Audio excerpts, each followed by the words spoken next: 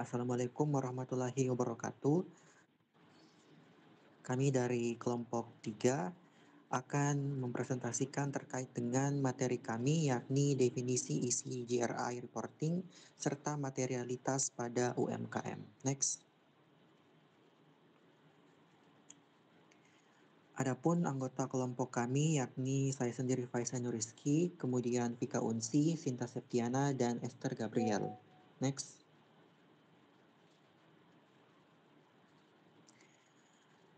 Berikut yakni dimulai dari isi dari GRI atau Global Reporting Initiative. Jadi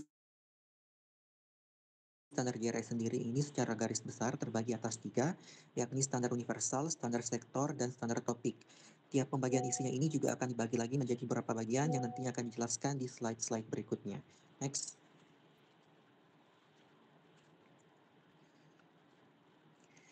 Nah, yang pertama yaitu standar universal. Standar universal ini terdiri atas 3, yakni standar GRI 1 landasan 2021 yang berisikan perkenalan tujuan dan sistem standar pelaporan keberlanjutan GRI serta menjelaskan konsep utama dari pelaporan keberlanjutan. Landasan ini juga menentukan persyaratan dan prinsip yang harus dipatuhi organisasi dalam melaporkan sesuai dengan standar GRI. GRI 1 ini merupakan standar pertama yang sebaiknya dijadikan rujukan oleh organisasi untuk memahami cara menyusun laporan menggunakan standar GRI. Dan kemudian berikutnya yaitu GRI kedua, yaitu pengungkapan umum yang berisikan pengungkapan organisasi untuk menyediakan informasi tentang praktik pelaporan, aktivitas dan tenaga kerja, tata kelola, strategi, kebijakan, dan praktik, serta keterlibatan pemangku kepentingan, di mana informasi ini memberikan wawasan tentang profil dan skala perusahaan, serta menyediakan konteks untuk memahami dampak mereka. Dan yang terakhir di standar universal yakni GRI 3 atau topik material yang menyediakan panduan bertahap untuk organisasi dalam menentukan topik material. Panduan ini juga menjelaskan cara standar sektor digunakan dalam proses ini. Topik material merupakan topik yang mencerminkan dampak organisasi yang paling signifikan terhadap ekonomi, lingkungan, dan masyarakat, termasuk dampak terhadap hak asasi manusia. GRI ini juga memuat pengungkapan untuk organisasi dalam melaporkan informasi tentang proses mereka dalam menentukan topik, daftar topik, serta cara mengelola setiap topik material tersebut. Next. Nah, berikutnya masuk ke standar sektoral, merupakan standar yang dibagi berdasarkan sektor usaha. Yang pertama GRI 11, sektor minyak dan gas. Minyak dan gas merupakan sumber daya alam tak terbarukan yang digunakan oleh manusia selama ribuan tahun dan intensitasnya meningkat terutama selama 2 abad terakhir. Sektor minyak dan gas merupakan industri global yang luas serta memproduksi bahan bakar untuk transportasi dan untuk pembangkit energi, serta bahan mentah untuk produk kimia dan polimer. Hasil dari sektor ini juga digunakan dalam konstruksi, pakaian, pupuk, dan insektisida, peralatan medis dan elektronik, serta berbagai macam barang sehari-hari.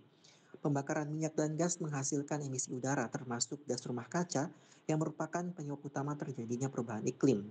Kemudian JRI 12, sektor batu bara. Batu bara adalah sumber daya alam yang penggunaannya sudah ada sejak sejarah kuno. Ekstraksi batu bara saat ini mewakili sektor global yang cukup besar yang memasok bahan baku untuk bangkit energi dan proses metalurgi.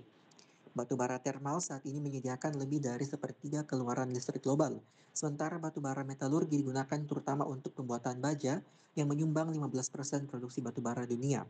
Batu bara juga digunakan untuk memproduksi senyawa sintetik seperti semen, pewarna, minyak, lilin, obat-obatan, dan pestisida. Pembakaran batu bara menghasilkan jumlah yang signifikan dari gas rumah kaca dan emisi udara lainnya dan secara global merupakan sumber tunggal terbesar emisi karbon dioksida. Next.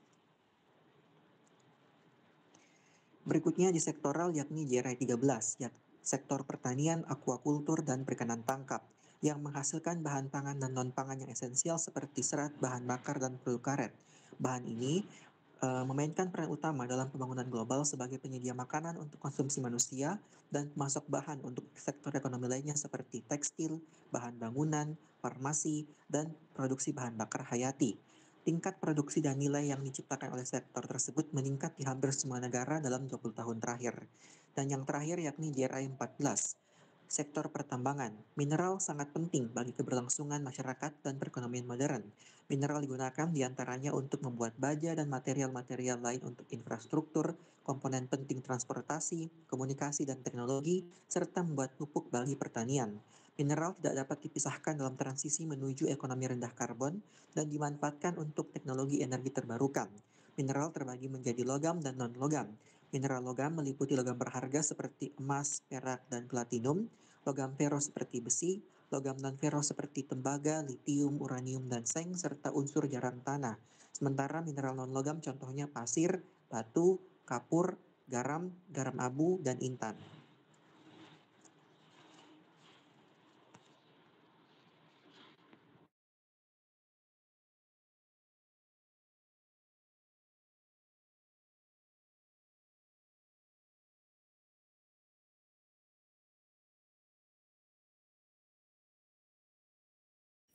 Baik, selanjutnya membahas tentang topik yang ada di GRI. Nah, di GRI nomor 101 ini membahas tentang keanekaragaman hayati yang mencakup keberagaman organisme yang hidup di ekosistem darat, laut, dan akuatik, serta kompleks ekologi yang dibentuknya.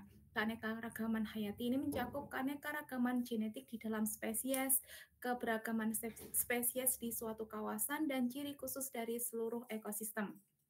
Nah, keanekaragaman hayati ini juga merupakan karakteristik pokok dalam alam yang mencakup semua elemen hidup dan tak hidup yang ada di bumi.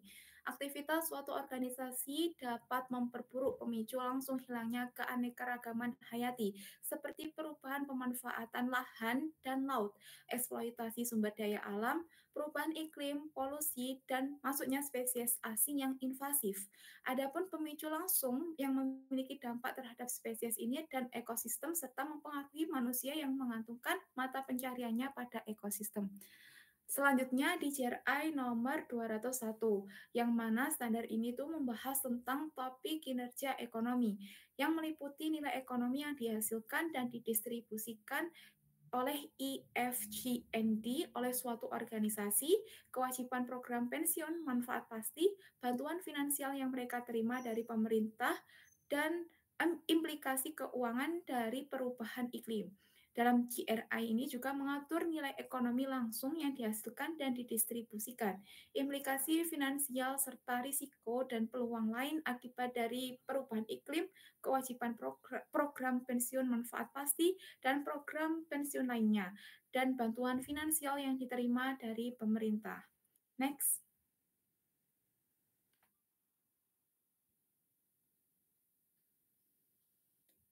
Oh, bisa next.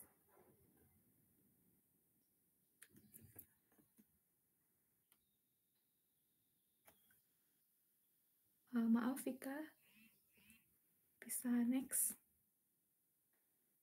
Baik, selanjutnya di GRI nomor 202, yang mana standar ini tuh membahas tentang topik keberadaan pasar organisasi yang mencakup kontribusinya terhadap pembangunan ekonomi di daerah atau masyarakat setempat, di mana organisasi itu beroperasi. Misalnya tentang pendekatan organisasi terhadap remunerasi atau perekrutan setempat. Selanjutnya, di GRI nomor 203, yang mana membahas tentang dampak ekonomi tidak langsung organisasi, termasuk dampak investasi infrastruktur organisasi dan dukungan layanan.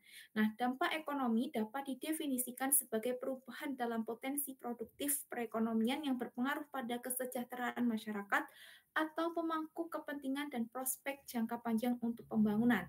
Nah, dampak ekonomi ini tidak langsung jangka panjang untuk Nah, dampak ekonomi tidak langsung merupakan juga konsekuensi tambahan dari dampak langsung transaksi keuangan dan aliran uang antara organisasi dan pemangku kepentingannya. Dampak ekonomi tidak langsung juga dapat bersifat moneter maupun non-moneter dan penting untuk dinilai dalam kaitannya dengan masyarakat lokal dan perekonomian regional. Oke, next.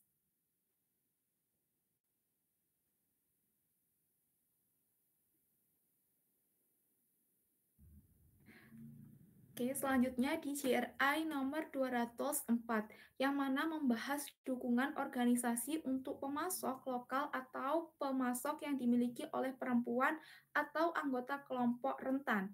Ini juga membahas bagaimana praktik pengadaan organisasi seperti waktu pemenuhan pesanan yang mereka berikan kepada pemasok atau harga beli yang mereka negosiasikan, yang menyebabkan atau mengakibatkan dampak negatif dalam organisasi. Selanjutnya di JRI nomor 205 yang membahas tentang topik anti korupsi. Nah, dalam standar ini, korupsi itu dipahami mencakup praktik-praktik seperti penyuapan, uang pelicin, penipuan, pemerasan, kolusi, dan pencucian uang, penawaran atau penerimaan hadiah, pinjaman, biaya, imbalan, atau keuntungan lain sebagai dorongan untuk melakukan sesuatu yang tidak jujur, ilegal, atau memiliki unsur melanggar kepercayaan. Nah, korupsi juga bisa termasuk praktik seperti penggelapan, menggunakan pengaruh dalam perdagangan, penyalahgunaan fungsi, memperkaya diri secara ilegal, penyembunyian, dan menghalangi keadilan. Korupsi secara luas berhubungan dengan dampak negatif seperti kemiskinan dalam perekonomian yang mengalami transisi, kerusakan lingkungan, pelanggaran hak manusia, pelecehan terhadap demokrasi, pengalokasian investasi dengan tidak benar, dan penggerogotan kedaulatan umum. Oke, next. Nah, selanjutnya di JRI nomor 206. Nah, di JRI nomor 206 ini membahas tentang topik perilaku anti persaingan, termasuk praktik anti pakat dan monopoli. Nah, perilaku anti persaingan merujuk pada tindakan organisasi atau karyawannya yang dapat menyebabkan adanya kolusi dengan pesaing potensial dengan tujuan membatasi efek kompetisi pasar. Nah, tindakan ini dapat mencakup penetapan harga atau mengkoordinasikan penawaran, membuat batasan pasar atau hasil memberlakukan kuota geografis, dan mengalokasikan pelanggaran pemasok wilayah geografis dan lini produk. Nah, praktik anti pakat dan monopoli ini merupakan tindakan organisasi yang dapat menyebabkan kolusi untuk mendirikan penghalang untuk masuk ke sektor atau hal lain yang mencegah adanya kompetisi. Hal ini dapat mencakup praktik bisnis yang tidak adil, penyalahgunaan posisi pasar, kartel, merger yang anti kompetisi, dan penetapan harga. Selanjutnya di JRI nomor 207. Nah, di JRI nomor 207 ini membahas tentang pajak yang merupakan sumber penting dari pendapatan pemerintah dan merupakan titik pusat kebijakan fiskal serta stabilitas makroekonomi negara. Nah, pajak yang dibayarkan oleh organisasi itu mencerminkan bahwa profitabilitas itu tergantung pada banyak faktor di luar organisasi yang meliputi akses terhadap pekerja, pasar, infrastruktur, dan layanan publik, sumber daya alam, serta administrasi publik. Nah, organisasi-organisasi berkewajiban mematuhi perundang-undangan pajak, serta bertanggung jawab kepada pemangku kepentingan mereka untuk memenuhi ekspektasi praktik pajak yang baik. Oke, next. Nah, selanjutnya di JRI nomor 301. Nah, di JRI nomor 301 ini membahas tentang topik material.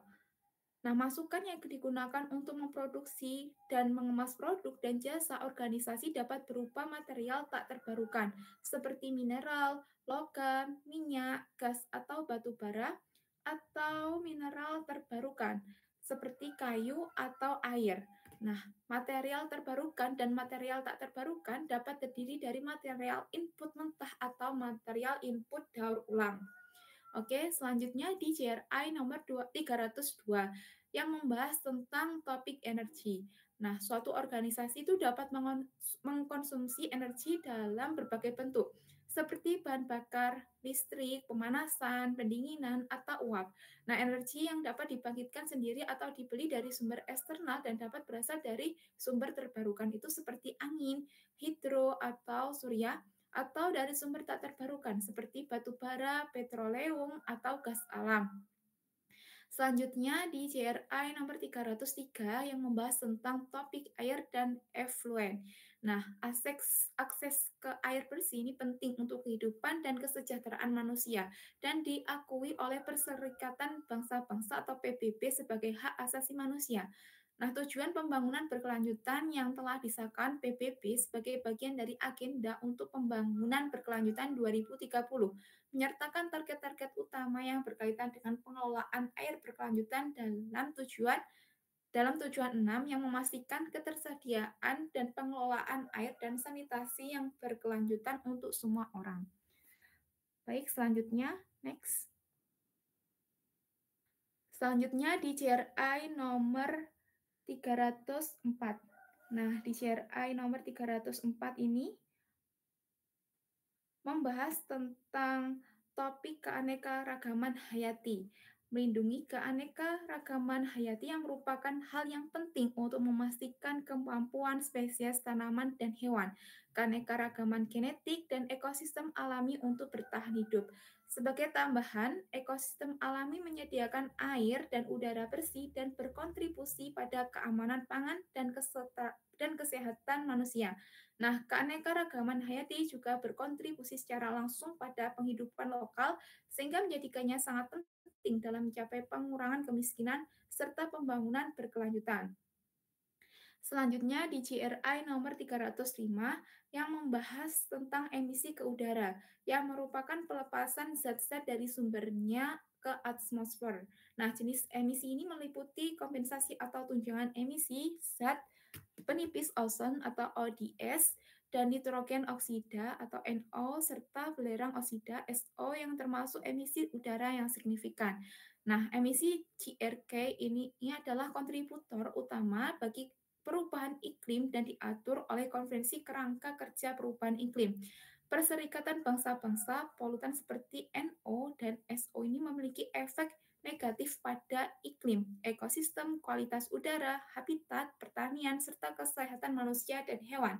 Nah, penurunan kualitas udara, peningkatan keasaman, degradasi hutan, dan masalah kesehatan masyarakat telah menuntun pada adanya regulasi setempat dan internasional untuk mengontrol emisi polutan tersebut.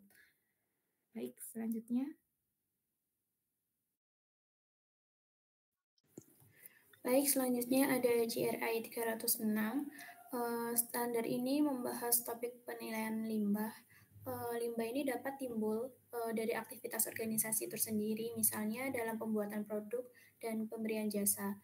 Limbah juga dapat timbul dari entitas di bagian hulu dan hilir dalam rantai nilai, misalnya ketika pemasok memproses material yang akan digunakan atau dibeli organisasi, atau saat konsumen menggunakan jasa atau membuang produk yang dijual organisasi.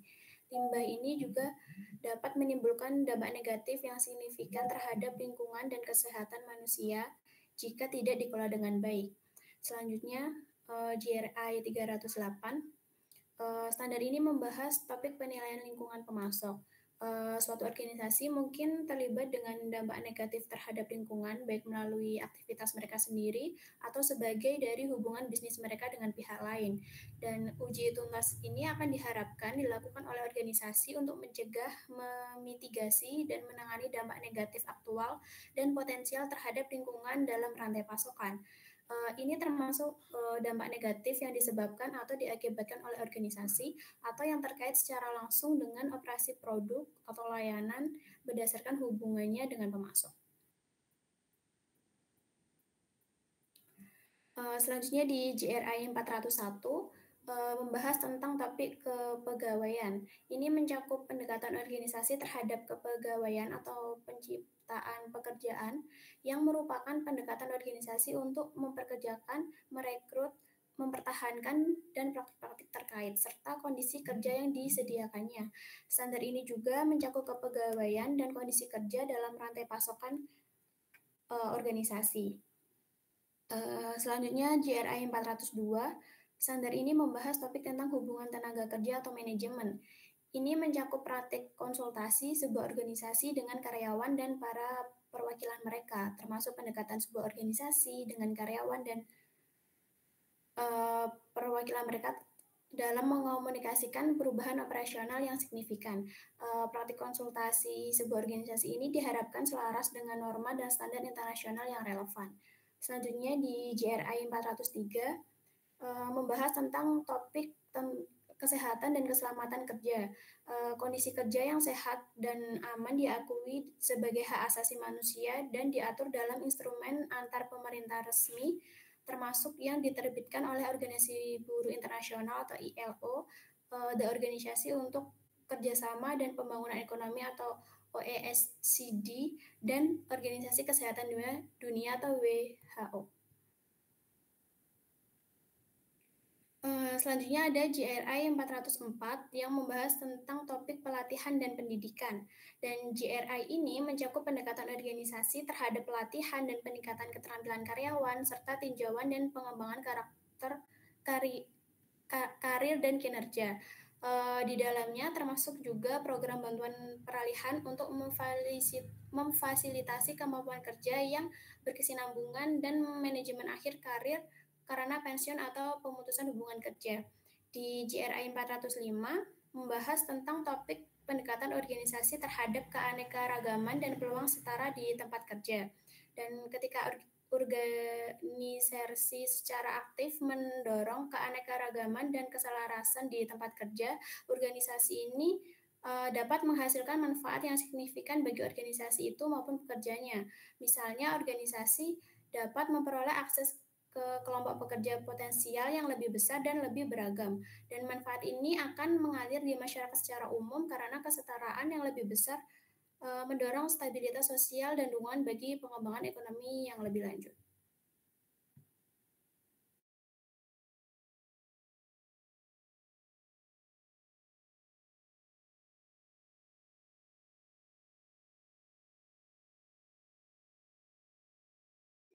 Baik. Selanjutnya GRI 406. Standar ini membahas topik mengenai non-diskriminasi. Untuk tujuan standar ini, diskriminasi didefinisikan sebagai tindakan dan hasil dari memperlakukan seseorang secara tidak setara dengan memperlakukan beban yang tidak merata atau menolak pemberian tunjangan alih-alih memperlakukan setiap orang dengan adil berdasarkan prestasi individu. Diskriminasi juga dapat mencakup pelecehan. Hal ini didefinisikan sebagai komentar atau tindakan yang tidak dikehendaki atau seharusnya secara masuk akal diketahui sebagai tidak dikehendaki terhadap orang yang dituju. Selanjutnya GRI 407. Standar ini membahas topik kebebasan berserikat dan perundingan kolektif. Kebebasan berserikat adalah hak asasi manusia seperti yang dijabarkan oleh deklarasi-deklarasi dan konvensi-konvensi internasional. Dalam konteks ini, kebebasan berserikat mengacu pada hak pemberi kerja dan karyawan untuk membentuk, bergabung dengan, dan menjalankan organisasi mereka sendiri tanpa izin sebelumnya atau campur tangan dari negara atau entitas lainnya.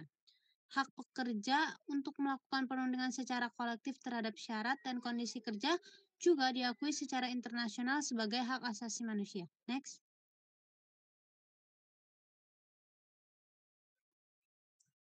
GRI 408, standar ini membahas topik pekerja anak.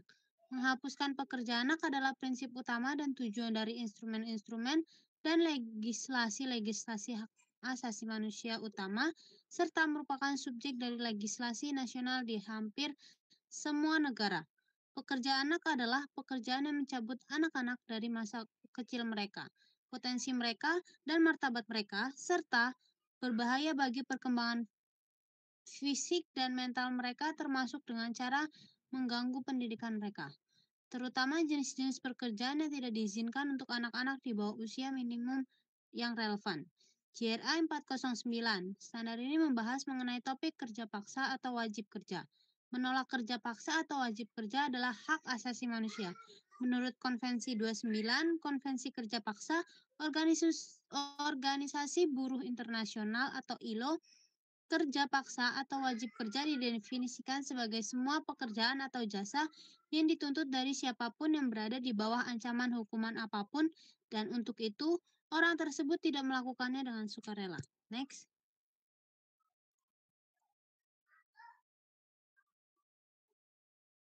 GRI 410. Standar ini membahas topik praktik keamanan. Standar ini berfokus pada perilaku petugas keamanan terhadap pihak ketiga dan potensi risiko adanya penggunaan kekuatan berlebihan atau pelanggaran hak asasi manusia. Petugas keamanan dapat mengacu pada karyawan dari organisasi pelapor atau karyawan dari organisasi pihak ketiga yang menyediakan pasukan keamanan. GRI 411 membahas hak-hak masyarakat adat. Walau tidak ada definisi universal dari masyarakat adat, mereka pada umumnya didefinisikan sebagai masyarakat suku di negara merdeka yang keadaan sosial, budaya, dan ekonominya membedakan mereka dari bagian masyarakat nasional lainnya dan yang statusnya diatur secara penuh atau sebagian oleh adat istiadat atau tradisi mereka sendiri atau oleh hukum atau peraturan khusus, serta masyarakat di negara merdeka yang dipandang sebagai pribumi karena mereka merupakan keturunan dari populasi yang telah menghuni negara tersebut atau sebuah wilayah geografis milik negara tersebut. Pada masa penaklukan atau kolonisasi atau penetapan batasan negara saat ini, dan mereka yang terlepas dari status hukum mereka mempertahankan seluruh atau beberapa dari institusi sosial, ekonomi, budaya, dan politik mereka. Next. JRI 413 membahas topik mengenai masyarakat setempat. Dalam standar JRI, masyarakat setempat didefinisikan sebagai individu atau kelompok individu yang tinggal atau bekerja di area yang terpengaruh atau yang dapat terpengaruh oleh aktivitas organisasi. Masyarakat setempat dapat beragam, mulai dari orang yang tinggal di dekat operasi organisasi hingga mereka yang tinggal jauh. JRI 414 membahas topik penilaian sosial pemasok. Suatu organisasi mungkin terlibat dengan dampak sosial negatif, baik melalui aktivitas mereka sendiri atau sebagai akibat dari hubungan bisnis mereka dengan pihak lain. Uji tuntas diharapkan dilakukan oleh organisasi untuk mencegah, memitigasi, dan menangani dampak sosial negatif aktual dan potensial dalam rantai pasokan. Ini termasuk dampak negatif yang disebabkan atau diakibatkan oleh organisasi atau yang terkait secara langsung dengan operasi, produk, atau layanan berdasarkan hubungannya dengan pemasok. Next. JRI 415 membahas topik kebijakan publik. Hal ini mencakup partisipasi organisasi dalam pengembangan kebijakan publik melalui kegiatan seperti melobi dan membuat kontribusi keuangan atau natura kepada partai-partai politik, politisi, atau tujuan-tujuan politik. Sementara organisasi dapat mendukung proses politik publik secara positif dan mendorong pengembangan kebijakan publik yang memberi manfaat bagi masyarakat luas. Hal ini juga dapat membawa risiko, diantaranya adalah risiko yang diasosiasikan dengan korupsi, suap, dan pengaruh yang tidak layak. JRI 416 membahas topik kesehatan dan keselamatan pelanggan, termasuk upaya sistematis sebuah organisasi untuk menangani kesehatan dan keselamatan di seluruh siklus hidup dari sebuah produk atau jasa, dan kepatuhannya terhadap regulasi dan peraturan sukarela tentang kesehatan dan keselamatan pelanggan. Next.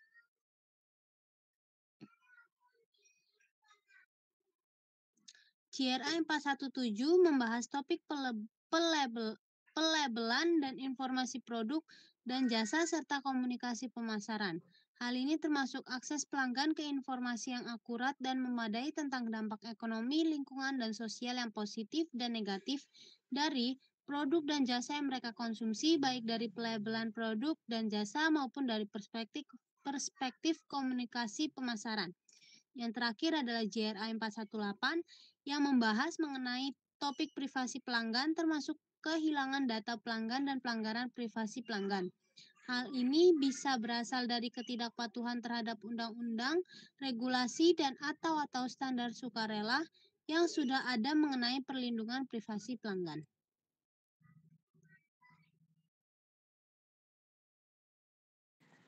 Baik, berikutnya terkait membahas materi materialitas pada UMKM atau usaha menengah dan kecil. Dalam konteks UMKM, topik materialitas yang umum biasanya berkaitan langsung dengan kelangsungan bisnis, hubungan dengan komunitas sekitar, dan dampak lingkungan dasar dari operasional mereka. Karena sumber daya UMKM ini terbatas, isu-isu yang diprioritaskan adalah yang paling relevan, langsung terasa dampaknya, serta relatif dapat dikendalikan oleh mereka. Dilihat dari topik ekonomi, biasanya terkait dengan fokus pada stabilitas keuangan, pertumbuhan pendapatan, dan kontribusi terhadap perekonomian komunitas setempat.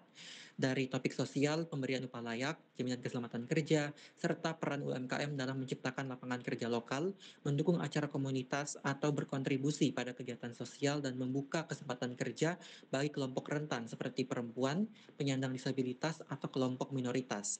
Dan dari topik lingkungan itu biasanya terkait pengurangan, pengelolaan, dan pendaur ulangan limbah operasional secara sederhana, misalnya menggunakan kemasan ramah lingkungan, upaya untuk menghemat listrik dan air seperti penggunaan lampu LED, atau praktik hemat air dalam produksi usahanya. Next.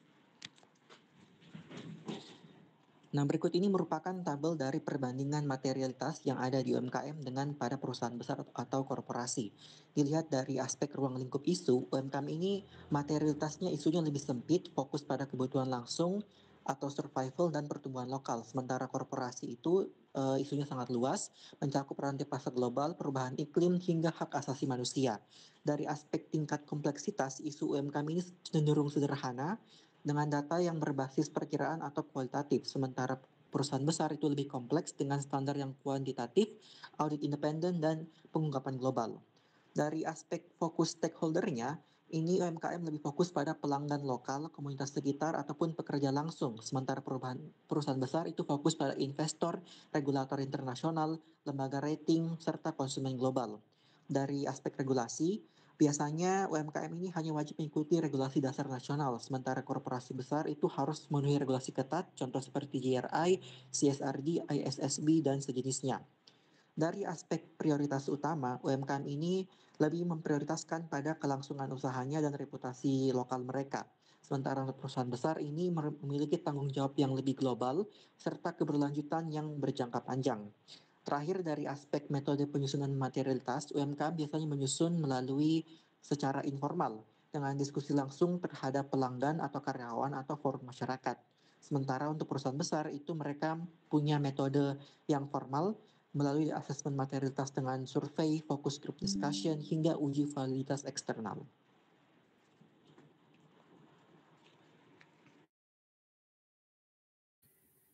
Selanjutnya contoh materialitas di UMKM Tahu Keras dan yang nantinya ini akan kami buat untuk tugas akhir di kuliah ini. Yang pertama itu ada limbah di GRI 306.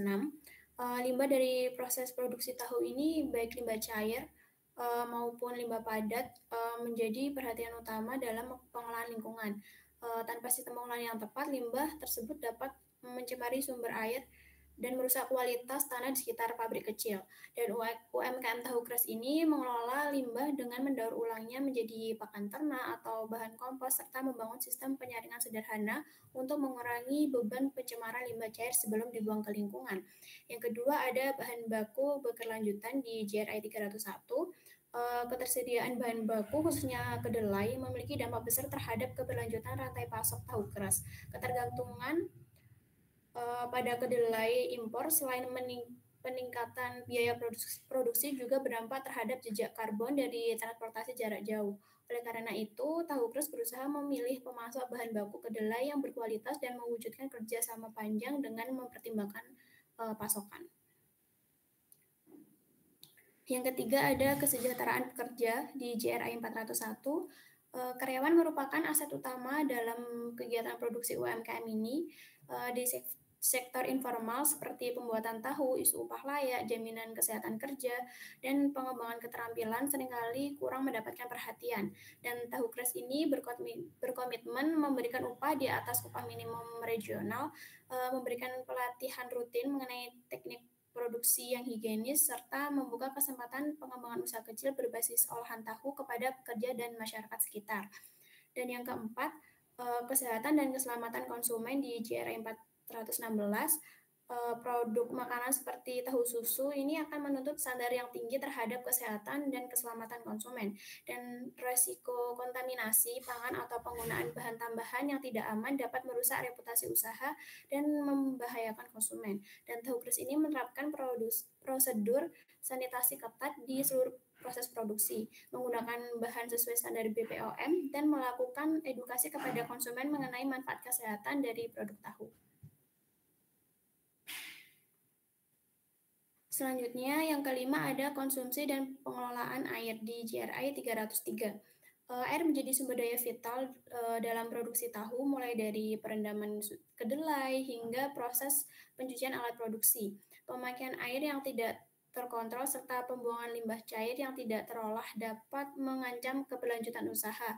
Dan Tahu Keras ini menerapkan prinsip hemat air, membangun sistem penyaringan limbah cair yang sederhana, serta mengembangkan prosedur pencucian alat produksi yang lebih efisien untuk menekankan konsumsi air. Dan yang terakhir, yang keenam, keterlibatan masyarakat setempat di GRI 413 sebagai UMKM yang beroperasi di lingkungan lokal, hubungan baik dengan komunitas sekitar menjadi kunci keberhasilan bisnis. Ketidakterlibatan dapat menimbulkan ketidakpuasan dan potensi konflik sosial. Untuk itu, Tokers aktif membangun program kemitraan distribusi produk ke warung-warung lokal, mengadakan pelatihan pengolahan tahu untuk masyarakat, serta mendukung inisiatif komunitas dengan pengembangan ekonomi lokal. 5 steps to unlocking material topics in GRI reporting. Hello, friends, and welcome. Today, we are going to talk about 5 steps to unlocking material topics in GRI reporting. Before we jump into the video, make sure you like the video and subscribe to our channel for more educational videos. Now, let's get started. 1. Identify stakeholders. Begin by identifying and mapping key stakeholders, including employees, customers, suppliers, and community members. Understanding their concerns and expectations helps pinpoint material topics relevant to their interests. 2. Conduct materiality assessment. Perform a materiality assessment to evaluate which topics are most significant to both stakeholders and your organization.